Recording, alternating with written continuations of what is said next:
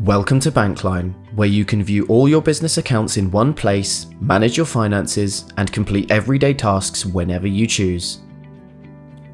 You can even stop checks here. It's quick and easy, so let's take a look.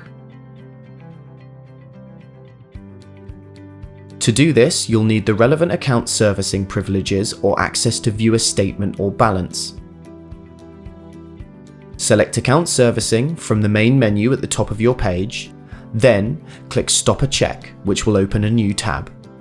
Now, select the account that the cheque is from and choose the type of stop you want to place. Let's say you want to stop a range of cheques in sequence. Just fill in the details, then click Add to Basket.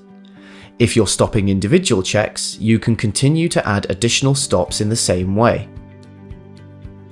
Next, check the details of the stops you're applying, and when you're happy, select Review Request, then Submit Request. And that's it, we'll take it from there. We'll complete single cheque requests in 20 minutes, and requests for up to 50 cheques in an hour.